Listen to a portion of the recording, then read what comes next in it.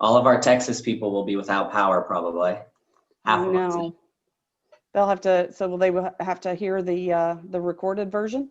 That's probably okay, because I think half my team was going to be on and they were probably going to start harassing me. So. Oh, well, there you go. If they don't have it, it's okay. So, one Texan is on. Oh, there we go. Melissa Mormon, speaking of our rock stars. Hey, we were just actually talking about you with your title for your program, and we're kicking ourselves, Chris and I, because Chris and I were the first people to speak on the customer journey and customer experience at IBS. We did a master session, what, 2 years ago, 3 years ago? I think it was 3 years now. Wow. Yeah. And but then you guys came up, Melissa, you and your team, you and Craig with Great Sex, CEX, and I was like, dag nabbit. That was really good. That needs to be a t-shirt. It does. I would definitely own that. Speaking of rock stars, look here, Mr. Keith McKinney's on the program. So I owe him a post. Not only is he a rock star, but he's also a musician. He's a musician, I know, and it's great. It's good stuff. It's good stuff. I owe him a post. So yes, you do. You gotta share that for sure. So there's Lori Asaro. So wow, welcome everybody. This is great. We're getting a really great group on. We should have had Keith do our intro because he's so powerful. We should have that voice. So like silk. It's like butter. So we'll welcome everybody to the second only head-to-head. This is not a webinar and not a podcast. It's something in between. It's its own thing. It's head-to-head. So, and I'm so thrilled, of course, to have Chris Hartley, who needs no introduction at all, joining me. But we will give him a little bit of an introduction. Just if you want to reach out to either of us, this is our contact information. Chris is, I'm just going to plug your ears if I offend anybody. Chris is a badass. That's what he is. You're too nice. Too nice. He runs marathons. He has a sales team that he manages full time, a huge sales team with huge goals. You sold how many first quarter so far? All right about 300 first quarter. Yeah. So in Dallas, too many, yes, according to corporate, right? Too many, which is perfect for the conversation today. He's a speaker. He's a little bit of everything. He's also a philanthropist. And what board do you serve on, Chris? Well, Zillow, Builder Advisor Board, and I'm on the Atlas RTX. And I've been on the American Cancer Society board for a few years. So just a few. Just depends on what's going on in the world. And you know, the American Cancer Society, very close, near and dear to my heart. My mother was very active with the American Cancer Society before she passed. And so that's an organization that I give to freely every year. Great, great group. So welcome everybody. I know Chris is coming to us. I was thrilled to find out that he was actually going to be able to make it today. So it was 2 degrees there this morning, or 1 degree there this morning? -2 this morning. -2 in Dallas. It's unheard of. Yeah, just burr. So I'm in Tampa. It's much warmer here, even though it did get a little cooler overnight. But you know, you can't really complain when you're in the 70s and the sun is shining. So. Yeah, well, that's usually us, right? I mean, this is not common. And you know, half of our team, we actually did not work. Our sales office not open Sunday, Monday. What is today? Wednesday? Yeah, I don't even know what day it is because I haven't been like physically going into work. It's Tuesday, so you just lose a day. It's Tuesday. Just the day ahead. Well, we're not working tomorrow either. You know, so just everything's over Zoom anyway. So I have my computer. It's sitting on top of Guess Who game, Matching Game, and Connect 4.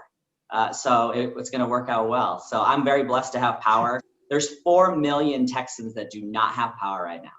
4 million. And we have half of our team that literally, we were texting back and forth this morning and said inside their house was 43 degrees.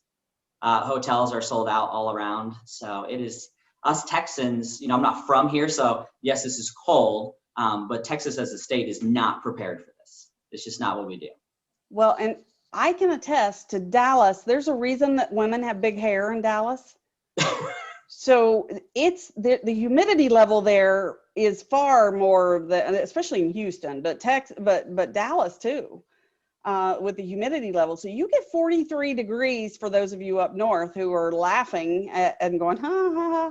No, it's brutal, brutal, brutal cold. So especially when you add that humidity factor, it like chills your bones. Mm-hmm. Yeah, people laugh at us here too. We get out our fuzzy flip-flops, or my personal favorite is the Uggs and shorts.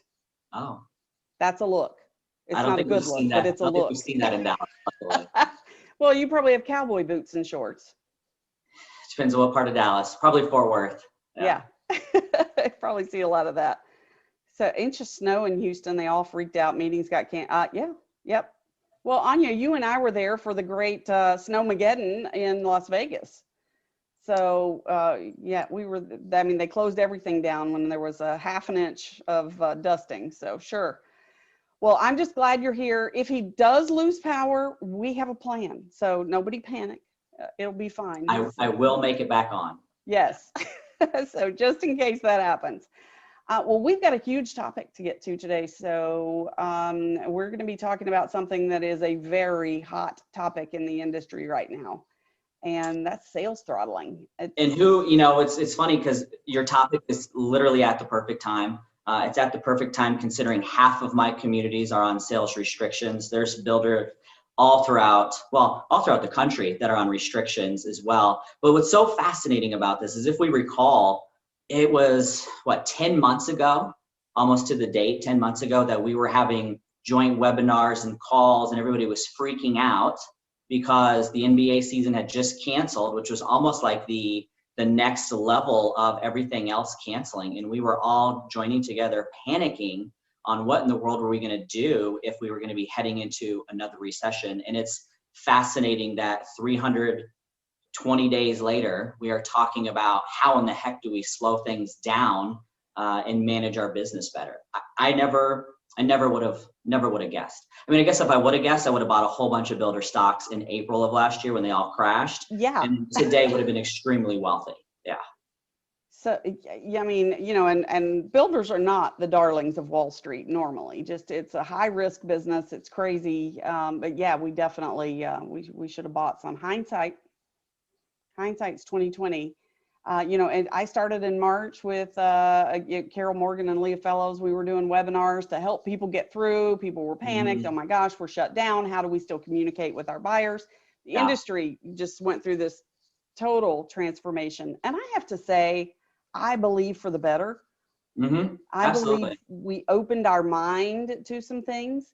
So, but you and I were just talking about in the during our tech check that, because of all this insanity, people have forgotten about the customer journey and the customer experience, and we can't let that happen. There is one statement that I would love to make. And so for those that, we do prepare for these discussions, and I do have all of my notes. So if you see my eyes just go up, it's because I'm cheating. But I have a huge sign in front of me that says, "Don't forget the customer journey."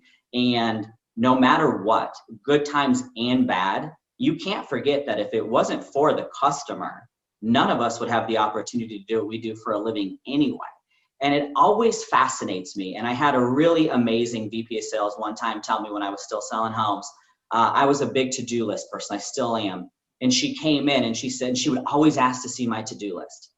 And I never quite understood why she cared what my to-do list was. And so one day she came in and she said, "I've been watching your to-do list for months. And the one thing that you don't have on there?" Well, she actually said two things. One, sell a home today. And two, take care of my customers. And it was interesting because it should just be something that just comes every day to us anyway. But for a lot of us, we get so busy throughout the day that we forget if it wasn't for the customer, we wouldn't have a job anyway. And when you look at this, and to kind of jump back, I'm so proud of our industry and where we've come in the last 330 days, because for those of us that are old enough, and there's a lot of younger people on this call too, I am considered older now that I hit 40. For those of us that went through the Great Recession, if you remember, it was almost like every person for themselves, every builder for themselves. There was not a lot of joint togetherness, maybe because we didn't have Zoom and all those kind of things, to make our industry better. Whereas when this happened of March of last year, it was a tight-knit group that joined together and said, there is enough for everybody. How do we get together and make this happen? And that was a really great sign for all of us moving forward. And I think today, to your point, we are better today than we were 330 days ago. And things like this, like what you're doing here head to head and with so many other speakers and trainers are doing, just really helps the industry. And I know we had a couple hundred people signed up for this, and I know a lot of people will listen to it later when they can have their own personal time, but it's an exciting time to be in the business, but we can't forget the customer. That's ultimately what it's all about. That's very well said. And you know, I've gone through this journey myself during the pandemic, building a home and going through it. And even knowing what I know about home building, I have to tell you, there were some things that didn't go quite right. Mm-hmm. Now, because I know the industry, I didn't panic or freak out over it. But we have to remember that people don't buy homes every single day. No, they don't buy new homes every day. Yeah, any home, but yes, but definitely, and especially build a new home and go through that whole process. And we get so busy and so wrapped up, like you said, in stuff that we forget. And we're going to continue to forget if we don't map out that customer journey and we don't map out those touch points and the handoffs and have those seamless so that everybody is singing from that same proverbial sheet of music. So, you know, what's fascinating. So we were just talking about how not everybody does this every day. Not everybody buys new every day. So I'm a huge reader, and I know you are too. And I listen a lot better than I read because I'm in the car a lot. So the NAHB put out a fact here, I think it was 2 or 3 weeks ago, that they surveyed the adults that they surveyed, 15% of them, just the general population, said that they would consider owning a new home in the fourth quarter of last year. So when they typically do this survey, they ask the question, do you want to go new or do you want to go pre-owned? Or, you know, for us new people, we call it used. Yeah, I wasn't going to insult any realtor that was on the call. But in 2019, that number was only 19%. Only 19% of people considered new. In fourth quarter of 2020, it was 41%. So that's a 22% jump. I almost had to take my socks off so I can count on my hands and toes. 22% jump year over year in people that consider new. And so when we look at the issue and why we have the issue of throttling to begin with, it's fairly simple. There's more people looking to buy new today than ever. And if you equate to that, because I get this question a lot, I do a lot of teachings, is they say, well, how in the world during a global pandemic do you have more people buying homes today than almost ever? And let's make a statement too. We went up last year 11% year over year for new home sales in the entire country. This year we're expected to go up 5%. This will be the first year since 2006 that we've gone over 1 million new homes, right? So that's insane. It's not even a drop in the bucket of what's needed. It's not even a drop, right? So you look at that and you look at the 4 reasons why people are buying homes today. 2.7% interest rates, when 5% was not that far ago, right? You look at the millennials have entered the market forever. Okay, I'm not a millennial, I miss that, but forever we have been talking about when the millennials jump in. Okay, so you've pulled the millennials out of the renting cycle with low interest rates. Then you add in the fact that you have a lack of resale homes. Across the entire country, it's less than 2 months, when 6 months is considered healthy. I think I saw it was like 1.8, 1.9. And then you add in work from home. So you're able to drive out further to afford a home. So as we're looking at the factors of what has put us in this position, it's a good thing. This is a good problem to have. And I've heard people say, oh, it was easier back in the day or whatever it may be. We just need to stop complaining about it and look at it as an opportunity and embrace it, but have fun with it, learn from it. Don't forget the customer during it, and then profit off of it is what we need to do. And just by budgeting your time as a salesperson and sales managers, I mean, you've got to coach your people through this. Mm-hmm. Absolutely. We throw our salespeople out there and we just expect them to know how to do this. And I worked with a group a couple of weeks ago, and we spent 5 hours and we really hammered this stuff through. That here's what your customer's saying. What does it mean? Mm-hmm. And they thought they knew, when in fact it was just a lot of assumptions. We've got to stop assuming things if we're going to get better. And like Chris said, now is our time to shine. But it's also the time when we need to have a relationship with our buyers more than ever, because there's so much unpredictability in our market. Mhm. We don't know when we're not going to be able to get windows. That refrigerator they wanted, yeah, that's two years down the road. I mean, you're not going to, the light fixture that they ordered, not coming in probably, Mhm. are they going to have to change floor top? Probably 3 times. Mhm. Our price is going to change on, yes. Mhm. So stuff is going to go wrong. And if you are one of those people that just doesn't want, I don't like conflict, Kimberly. Well, if you don't like conflict, then get really good at telling people what could go wrong up front, Mhm. and get really animated in the way that you explain it so that it's memorable. Yeah. And then say it over and over again about 50,000 times, because they will forget in the stress of building. Yeah, you got to do those things or they're going to have a bad experience. We know that our cycle times are getting pushed out. Gone are the days with the 3 and 4 turns a year for big builders. So Oh, 4. We haven't seen 4 in a while. No. 3 was okay, but now it's more like 2. So we do have a lot of new people that are on this, and what's great about this webinar is we have a lot of people with experience, and we have some pretty amazing names on here, but we do have some people that are fairly new to the business. So 2 things I want to talk of that you've thrown out there. Do you want to explain what throttling is? And Yes. then will you explain a cycle time to a typical person that's not in management, that's not watching the books probably as much as what some other people are? So let's start with sales throttling, because that's a new term for us. Back in 2002, I actually had a little bit of in 2003, and we had a little bit of this, but we were able to manage it in a different way. This is a totally different animal. This is like 2003 and 4 on steroids. So this is completely different. We are having to manage sales pace for 2 reasons. We're selling so far out. We've burned through any standing inventory that we have. And if you don't, it's because it's not priced anywhere remotely right. Mm-hmm. So, or it's a total dog and you need to look at your plans, because that's the only 2 reasons it's not selling. So, because there is, in my market, there's a 0.4 month supply. Mm. Point, Yeah. 0.4, not Yeah. 4 months. It's insane.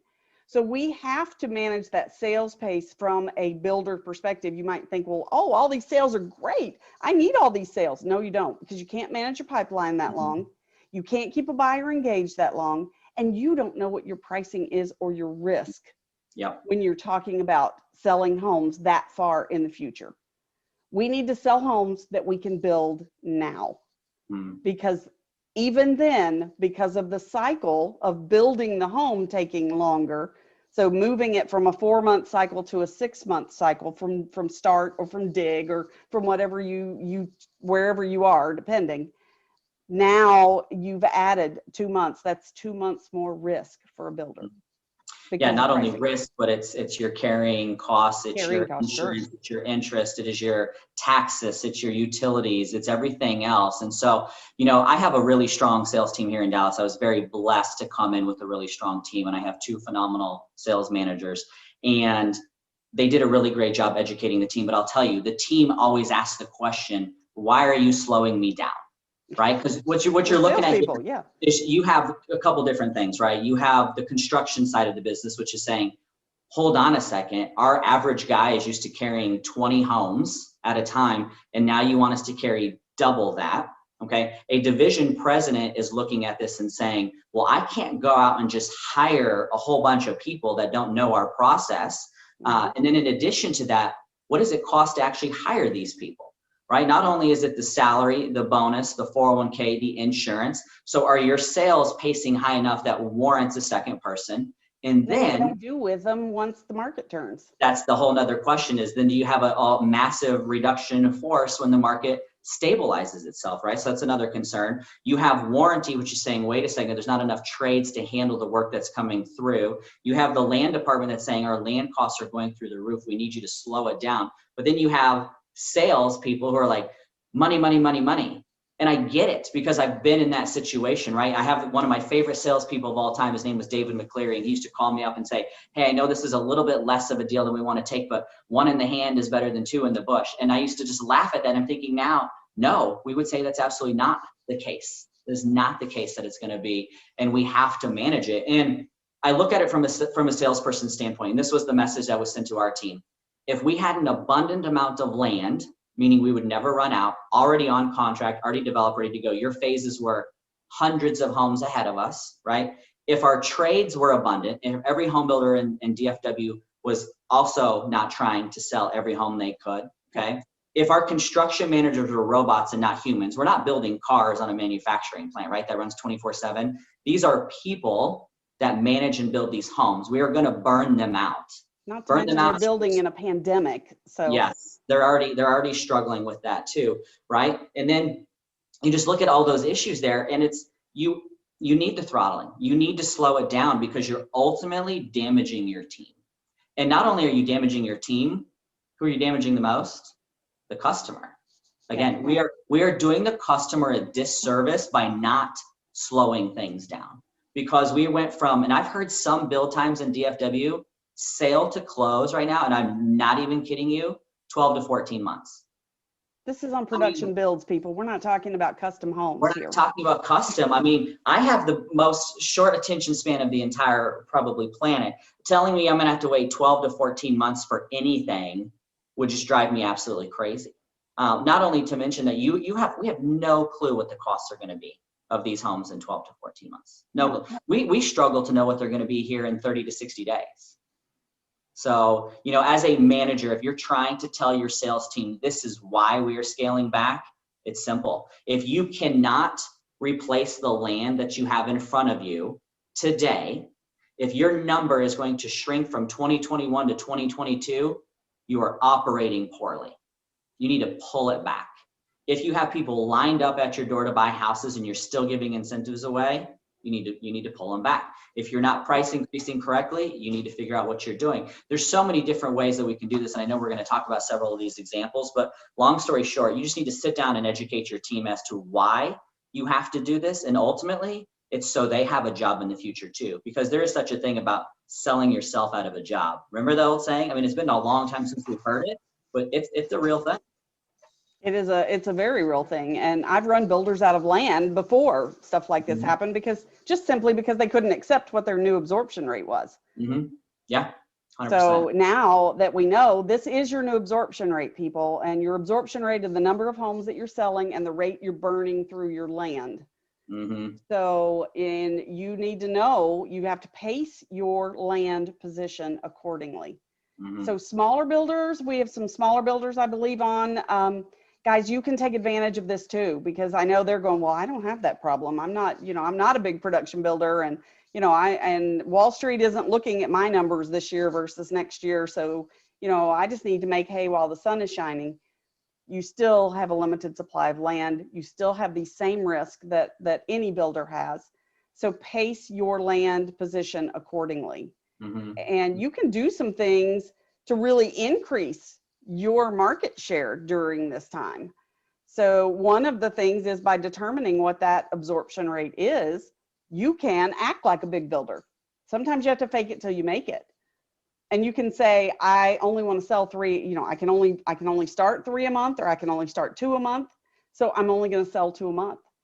And then you advertise that. So you act like you have big builder syndrome here. It's like, we can only do 2 a month. Once those 2 are gone, that's it. Can't sell anymore for the rest of the month. Yeah.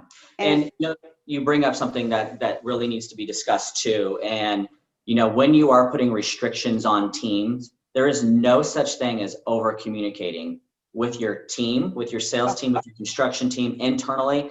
There is no such thing as over communicating with the customer either, because what you are putting them through is what everybody else is putting them through. We are not the only builder in DFW that's on sales restrictions today.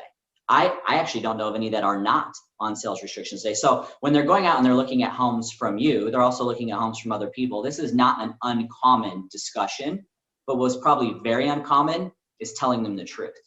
Sadly, it's telling them the truth. Telling them that, look, we are only allowed to sell 2 homes a week.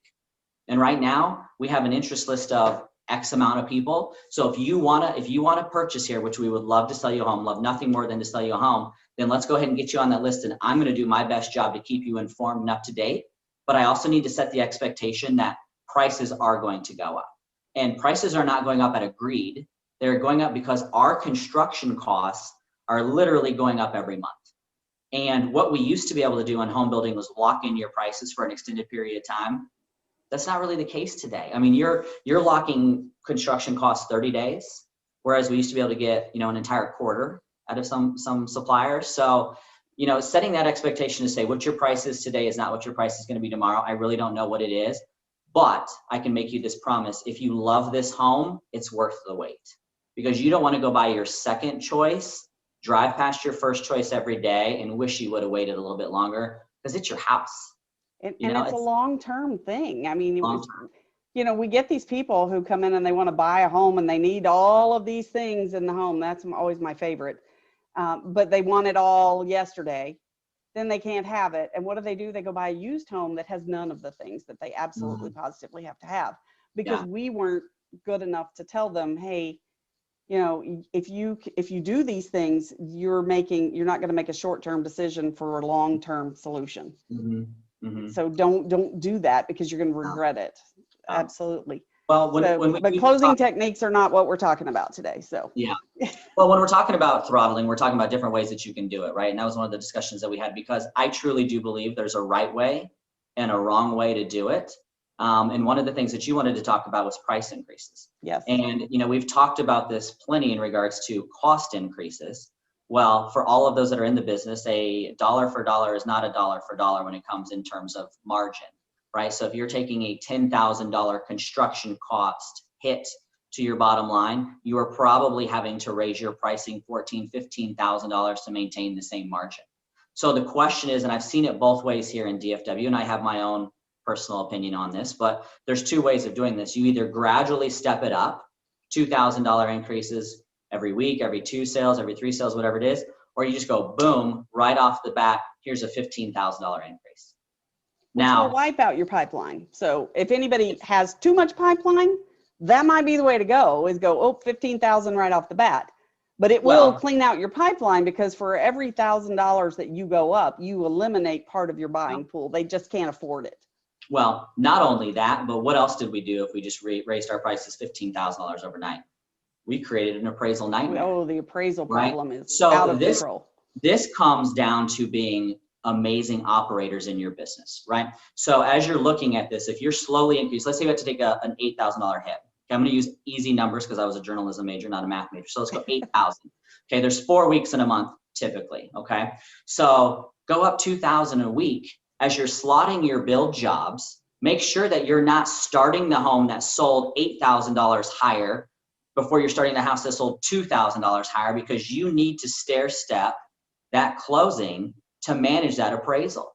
Absolutely. And then the second thing about this, and this drives me freaking crazy, is that there are still builders around here that don't have good working relationships with their community partners, meaning the competition, to strategize together what they can do. Because a low appraisal for one builder in a community is a low appraisal for all of the builders in the community. So if you're not maintaining and watching the pricing throughout the entire community, we call them a price increase tracker, where literally I'm tracking every single builder's price every single week so I can see who's going up where, then you're doing each other a disservice. But it's also a good business philosophy for you too, because you are starting to watch, I sold this house here at this price, I sold this house here at this price, who's closing first so I don't have an appraisal issue. Because I promise you, you can get a $2,000 increase today. Getting an $8,000 increase is going to be pretty dang hard. But as you know, because you work with a lot of veterans, who are we really screwing?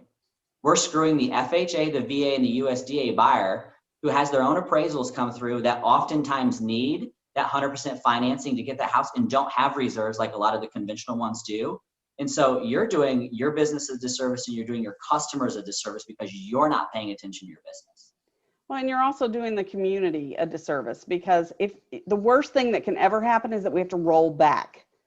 So I think you can't really manage sales pace when it gets out of control by pricing, because it almost has a rebound effect.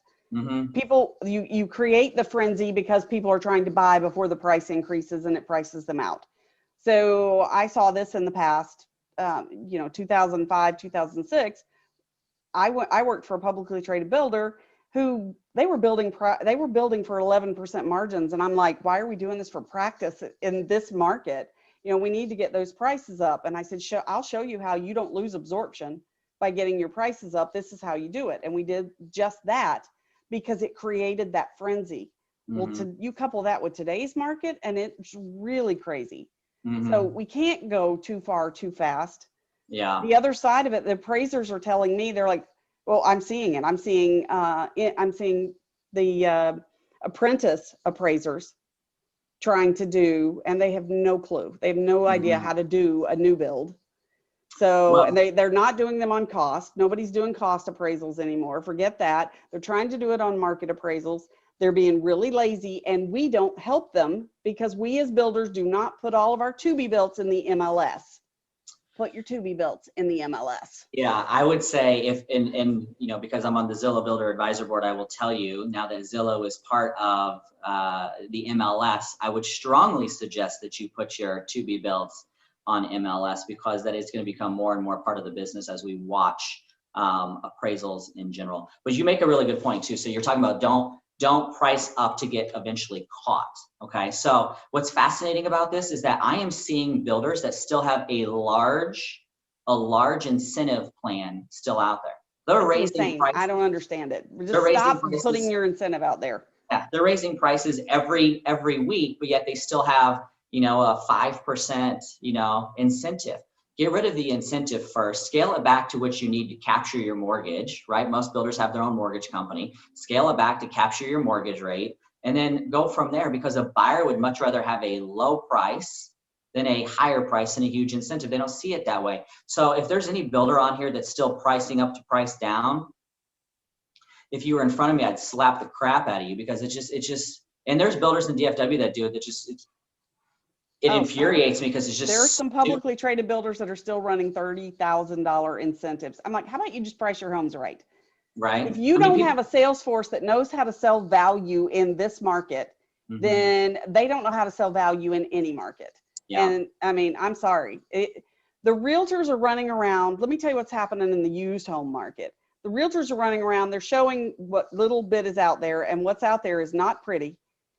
Buyers are bidding on these not pretty homes that they know are going to take another 50 to 100,000 to more to get them to where they want them. And they're up bidding and saying, we'll bring cash to the table because we know it won't appraise. I heard of one the other day. The buyer brought $30,000 extra to the table to get the sale. Knowing that the home was probably that what they were doing. So they up-priced that home by $30,000 knowing it wouldn't appraise. That's what's happening. If you can't sell against that, I'm sorry, that's got to stop. We can't do that.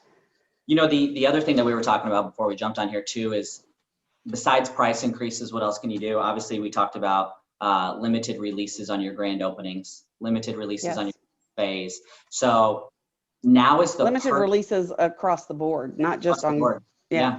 Now is the perfect time. And if you're a production home builder, I started in the industry in 2003 with Pulte Homes in Kansas City. So it was a small market.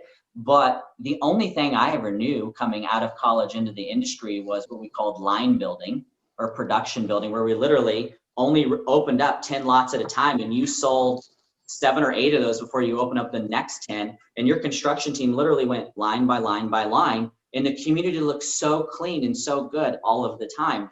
Whereas here in DFW, and I'd never seen this until I moved to DFW, and I've done this in 5 different markets, we will open up the whole dang 300 lot community and say, you build wherever the hell you want to build, which is crazy to me, because you can have somebody here that lives here and then 5 years later, they finally get a neighbor. Well, the thing that I kept hearing is, well, we build neighborhoods with multiple home builders, so it's tough to control it.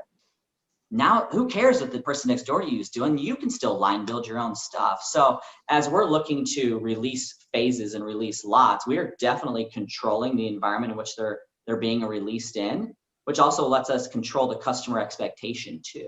So if somebody comes in and says, oh, well, we really want that one, well, that one's not going to be available for a while. You can wait for that one. Just be prepared to pay a significant, number for it. But when you're crushing your releases, or we're going to start at 6 months down the road. Yeah. Exactly. Or, when you're controlling your lot releases in general, though, it is just a better way for you to operate for everybody. It's better for the trades, it's better for your construction team. It's ultimately better for your customers because they don't have construction going on 3-4 years down the line. It's just a better way of doing it. So you got price increases, you got limited lot release, you got sales restrictions. Okay, so let's say you do all those things.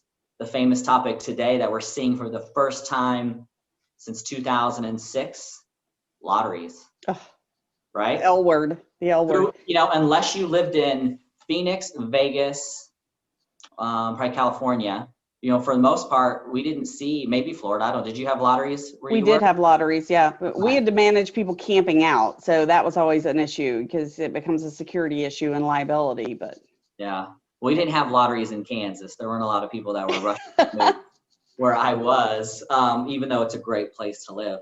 But it was something that's fairly uncommon and unheard of. And so, you and I have a good friend in this industry, and I don't know if he's on here or not, but always give credit where credit is due.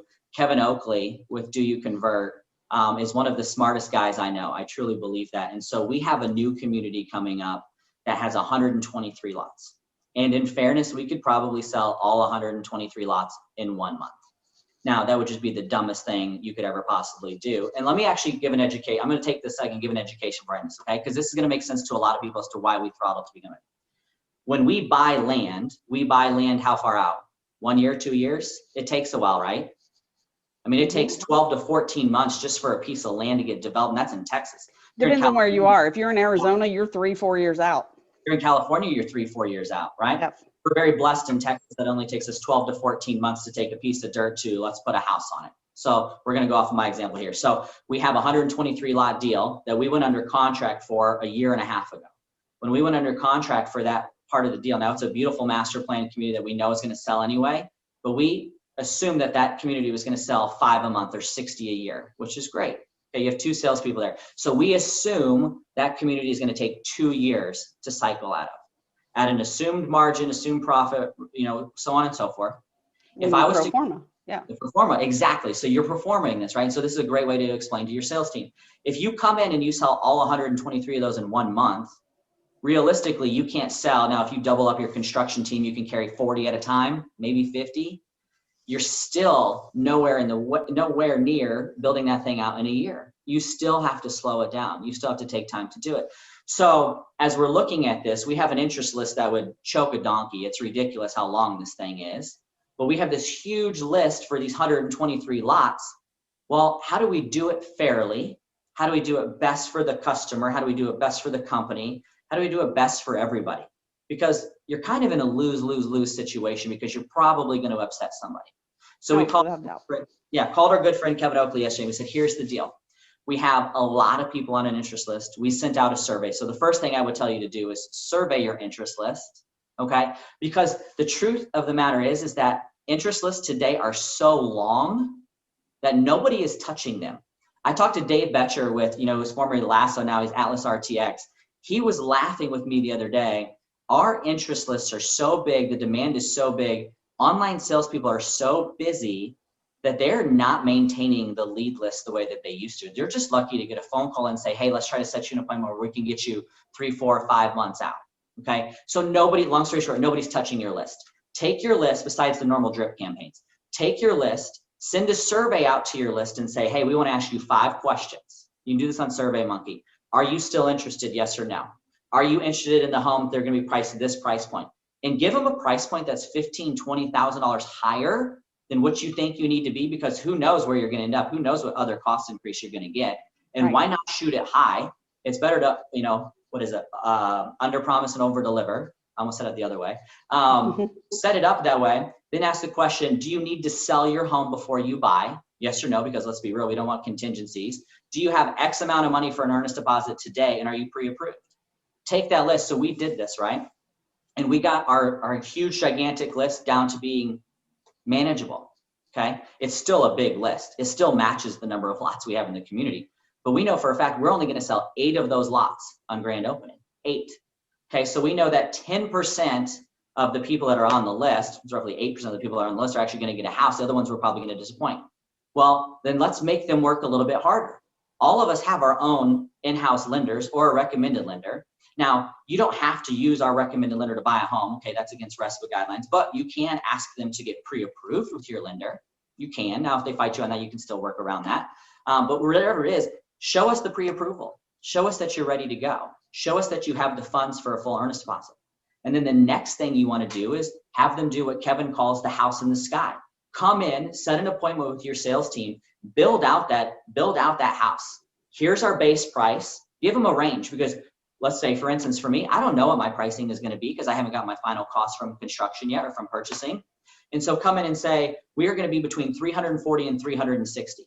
Let's just say it's 360 to play it safe, right? And again, under promise, over deliver. Now, we do packages here on a lot of our stuff, which is amazing. I love packages, and I can tell you all the reasons why I think you should do packages.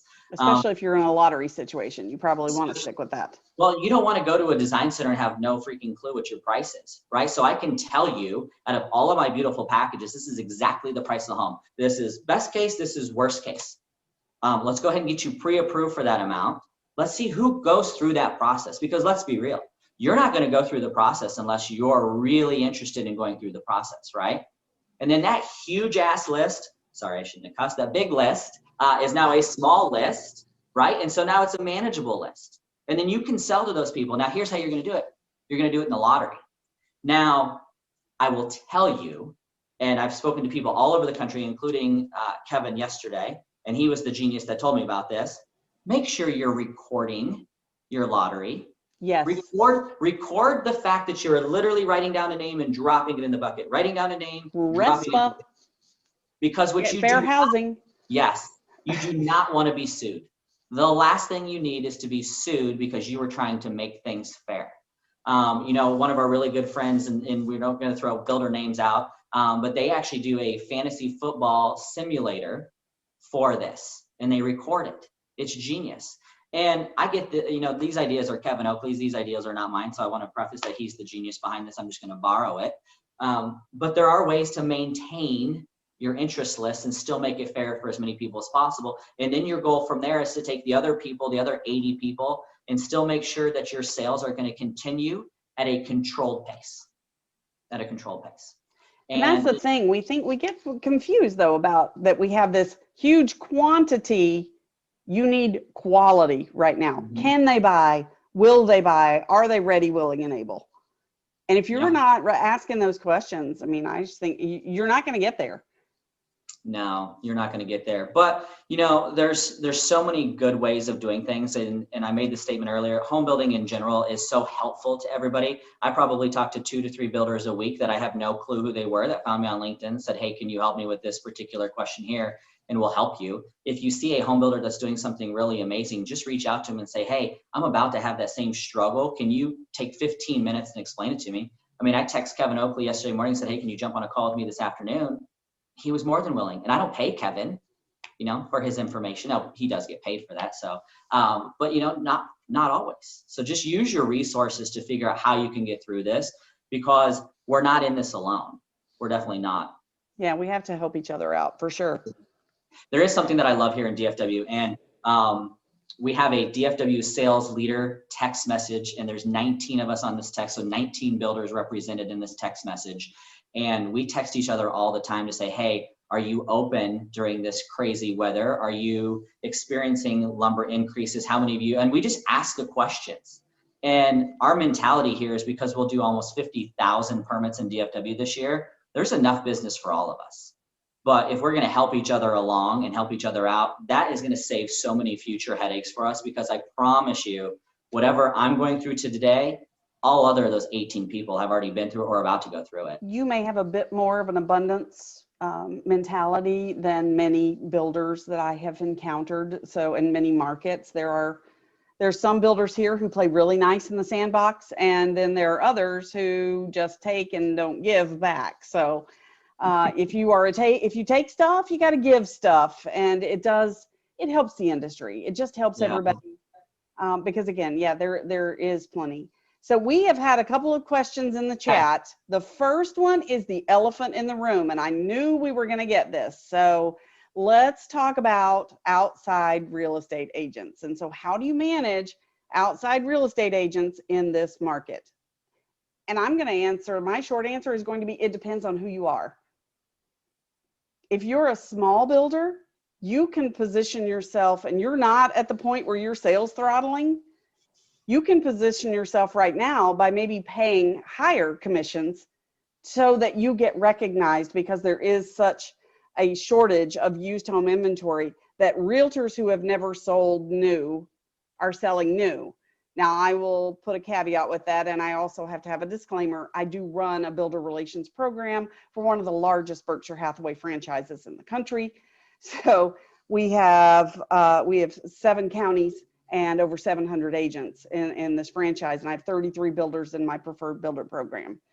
So I have to disclose that because, again, I may think about this a little differently, but I like an educated realtor. I don't necessarily want to work with the masses out there, and I don't want to work with those bad realtors who are snaking up customers from your parking lot, who are rebating, giving commissions back, and who were not the procuring cause for the sale. I will never argue for anybody who is not the procuring cause for the sale. Now's the time to educate some realtors, make them your raving fans and your VIPs if you're a small builder. Put on my other blingy hard hat and say, if you're a big builder, I understand macroeconomics. I was a business major. I get it. Supply and demand. Demand is up here. Supply is down here. That's going to cause pricing to go up, and it's going to cause the builder to be less willing to pay commissions. We are seeing, somebody posted the question that seeing it and hearing about it in Texas. Oh, it's not just Texas. I've got this in builders in Ohio, Wisconsin, Minneapolis, in that area, in that market. We're seeing it in Northern Virginia. We're seeing it in Florida. We're seeing it in Texas. We're seeing it in Arizona. We're seeing it in California. So it's builders are lowering commissions, going to flat rates. And I would suggest that that may be short-sighted. I would recommend that they do a much better job at managing their registration policy, but I get it. I do understand. If you don't need to pay it, the market's not demanding that you pay it.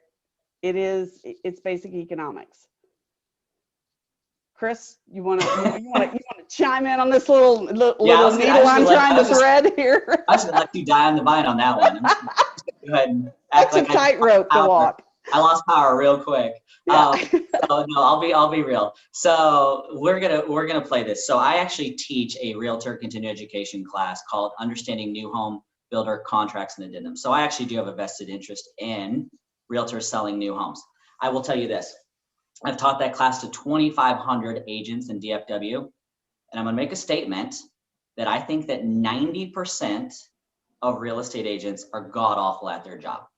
Now, before you freak out on me, because I can see your eyes. There's an 80-20 rule. I get it. And now it probably is a 90-10 rule. I'm okay. I think that 70% of on-site agents are horrible at their job too. Maybe more. So there's awful players on both sides of the equation. Now, what I'll tell you is that an educated realtor that is good at their job, that actually procures the sale for a builder, will always be welcome in a builder's office. What is happening to the industry and what's crippling the respect for realtors is the realtors that are going in their snake oil salespeople outside the sales offices saying, if you put me on that contract, I'll give you back all of the commission minus $500, $1,000, whatever it may be. And there's dozens of these realtors in DFW that make a killing doing this. So from a builder perspective, and I understand where some of them, I'm going to make this very clear. I understand where some of these builders are coming from when they're cutting commissions. Okay. But let me explain why. These builders, or at least what they're telling the consumers and the agents is that in order to help us control our costs, in order to help us keep the prices down so much, we are both going to take a little bit of a hit from this. So we're going to take a little bit of a hit. We're going to ask you to take a little bit of a hit to help keep the prices low so our consumers can buy homes. Now, I know that that's a fancy way of spinning something. Okay, I also was a VP of marketing for a long time, and I think it's a genius way of putting it. But what we struggle with in Zillow, being on the Zillow Builder Advisor Board, we study this, 80% of buyers basically get to the point of putting in an offer before they go find an agent. That's a tough pill to swallow when you are a builder and you're spending millions of dollars on marketing to You should pull. never pay that. You should never pay it. I will never advocate for that in the best or worst of markets. But what happens is that when you are in competitive housing markets, is you are going to have the builder next door, and all of us have it on our little signs that say, if you're working with a realtor, they must be present on initial visit. Okay, get that. Texas is huge. It's a big ass state. So one of my communities to the other is 3 hours away. It's impossible for one realtor to have more than one client and be everywhere at all times, right? So pre-register them, give them a business card, whatever it may be. We just need to know that they're present and actually assisting in the deal. But if we were to say, no, the rule is you have to be present, the realtor has to be physically here, and then they go directly next door, because I have some communities that have 6 other builders in the same neighborhoods on the same size lots, and they're like, oh, hell, we'll take you. Well, they may not have the best product and the best price and the best salesperson, but they just default, they win because they bent the rules. So it's a fascinating challenge that every builder has. And I will tell you, when we are setting more appointments, or we're locking our doors and doing appointment only and focusing more on the online sales team, we're actually finding the realtor co-op going down, but the good realtors are still selling houses. They are. Yes, because they're engaged in the process and they are legit. They're legitimately bringing you buyers. And even if they're bringing you a buyer that maybe registered with you 2 years ago, I just had this happen. The buyer registered 2 years ago in a community. They were just out of bankruptcy. They had all these issues.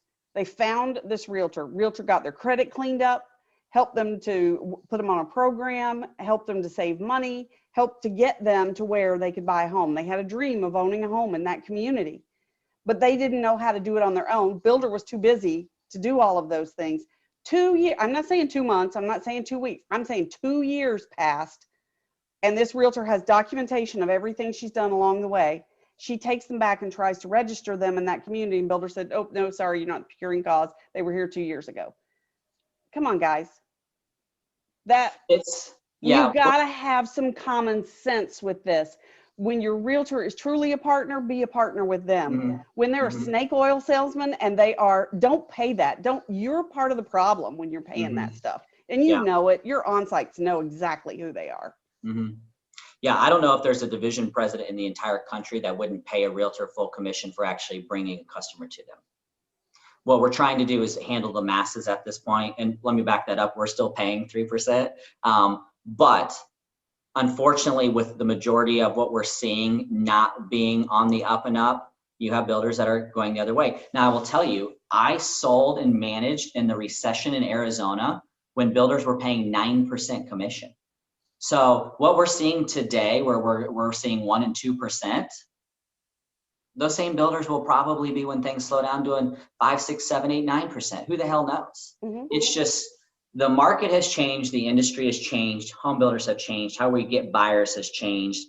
Until we all either team up together and make a decision on how we're going to operate this business, or educate them or enhance them or whatever it is, we're always going to have some sort of an issue. And there's always going to be some sort of a builder that's going to be the first one to take a risk. There is a builder out of Atlanta that just fascinates me. I'm going to say who they are. It's Resi Built out of Atlanta. And this builder, we started studying them on the Zillow Advisor Group 5 years ago, and they were a no-name builder out of Atlanta at the time. And today they are a top 10 private builder in Atlanta. So in 5 years, they went from nothing to something.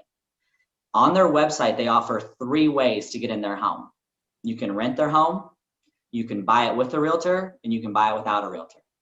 And the price on the website is 2.5% lower without a realtor, 2.5% higher with a realtor. And they have a video, and I would encourage you to go to the website. They have a video on there that says, this is why you should use an agent, and this is why you don't have to use an agent. The decision is completely up to you. Now, here's the crazy thing. They still have 45% of their buyers use an agent. So there are still people that find value in having protection, having an agent. But those are the people that truly believe in it, right? The other ones are seeing that, hey, we're getting a better deal. We didn't have a realtor to begin with. Why can't we have the deal? Rather than going and finding a snake oil salesman to give me back my commission, the builder's already doing it for me. It's an interesting way of doing it. I haven't seen it pick up in other home builders. I give hats off to ResiBuilt for having the guts to do it. It seems to be working for them, but there are some interesting things that are happening in the market. And I know we only got 5 minutes, so I want to make a statement here. The question comes up all the time: when do you think this is going to end? Okay, I said earlier that I do a ton of reading and a ton of listening.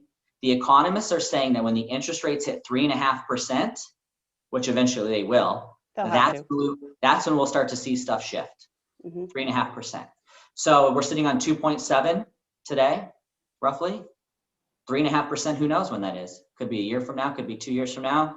If the Fed starts easing now, which there is some suggestion that there may be enough inflation that they might have to start doing that.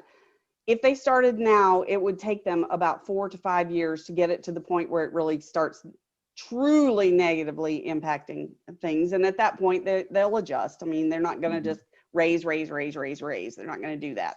Yeah. So we know that. But the thing is, just like price increases also increase demand, when the interest rates tick just slightly up, you're going to see that increase in demand too. So be prepared for those things. So, I mean, Chris, what are some closing thoughts? What do you think that builders need to be on the lookout for so that they're not burning bridges today that are going to cost them sales tomorrow? Because guys, this market is going to end. This is not sustainable. Yeah. First thing first, price increase accordingly. Actually, first, lower your incentives. 2, price increase accordingly. 3, restrict your lots. 4, overly communicate with your prospects. Overly communicate. 5, do not forget the customers in backlog.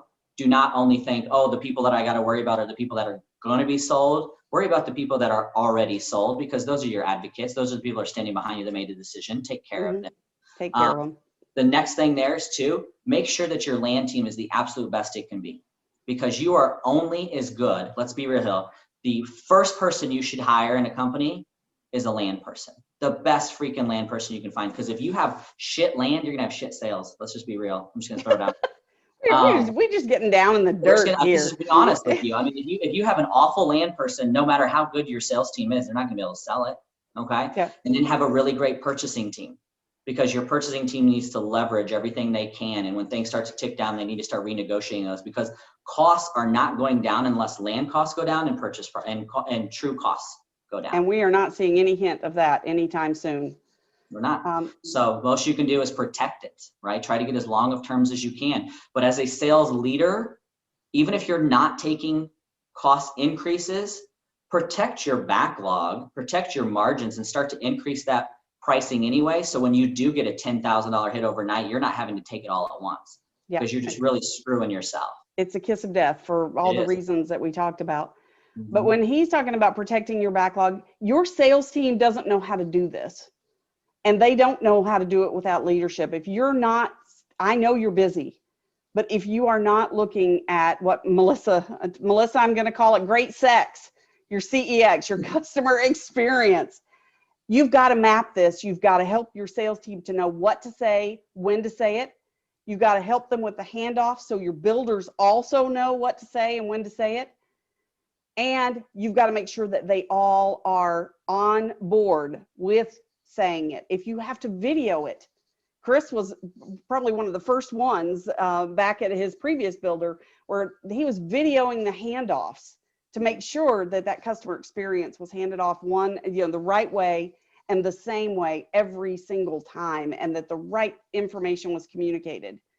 So, put it on video, do that. But take care of that pipeline management is as big a sales training issue. And not only that, it's going to benefit the company going forward, because you'll have these policies and procedures in place, and you can shine in this market instead of giving yourself a black eye that's going to be with you. Realtors don't forget, and buyers definitely don't forget. Reputation is everything. It is. And we suffer already. We're already a little bit in the hole on that. I've got some programs coming up that I have to get a shameless plug in. We talked about Dave Betcher. So I'm doing the Power Hour with Carol Morgan from Denim Marketing this Friday. Make sure you sign up for that. And then next month, I have the one and only JPers, we call him, John Palumbo. is going to be on the program. He's got international experience. He's the closingnomics person. So he has written more books than most of us have ever read. So it's just amazing to me. So he's a wealth of information. So make sure you come back. And of course, communicate with us. Let us know what you want to hear coming up. So thank you all for your valuable time and joining us today. And Chris, thank you. Thank you. All right. Always appreciate you. Thanks for the kind word, guys. I love the chat as it's going on. Thanks a lot. And if I missed anybody's questions in the chat, feel free to reach out and email us. All right. Thanks a lot. Bye-bye, guys. Bye.